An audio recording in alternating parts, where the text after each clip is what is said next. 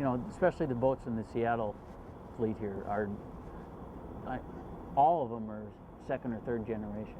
You know, it's a family-run business, family-oriented, small business. It gets handed down from father to son to next son, and it kind of stays in the family. It's a, you know, the history on this dock is amazing when you really think about it.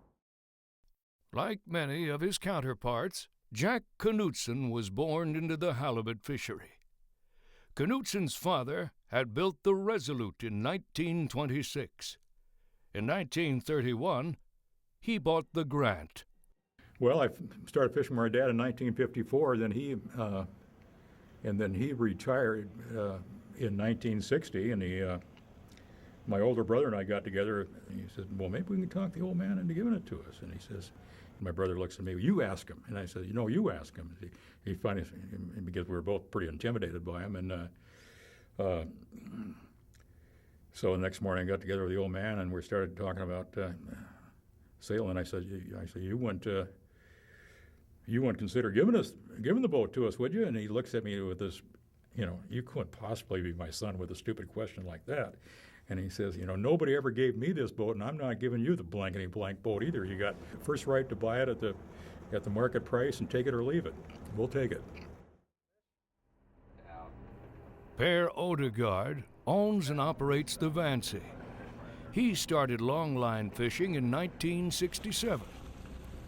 Well, she's a 87-foot halibut schooner, you know, traditional wooden schooner built out of fir, with sawn fir frames, old growth timber, obviously. You know, these boats were heavily built. That's one of the reasons they lasted so long.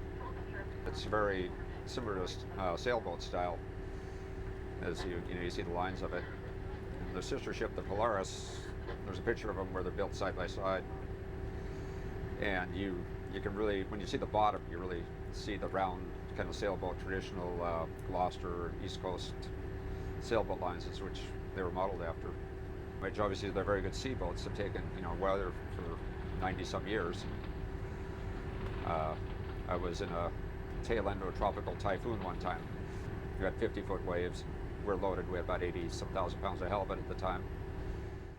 Seattle boat builder Andrew Berg built David Kelly's Arrow in 1924.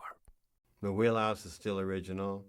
The midship bulwarks are still original. Wood, in other words, not galvanized or aluminum. We still have 2 wooden masts. I think we're probably the only boat in the fleet with those left. Wade Bassey is another vestige of the old ways. We're sitting on the deck of the Polaris, up on the bow of it. It was built in 1913, so it's getting close to 100 years here pretty soon. The Polaris is sister ship to the Vancy. They were literally cut from the same trees.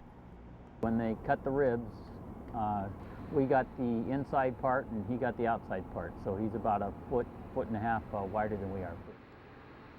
Good trees they were. The old-growth fir reaped from Pacific Northwest forests.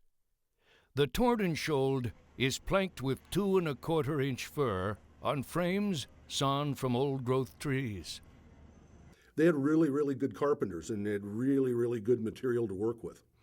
You know, I mean, I don't know how far they had to get the vertical grain fir that she was built with, and it was just the finest material you could possibly use.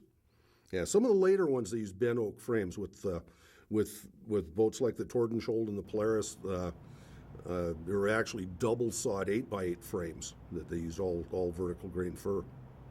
I don't think you could afford to build a boat like this anymore, because not only could you not get the materials, it would be so expensive to do that it wouldn't be worth doing.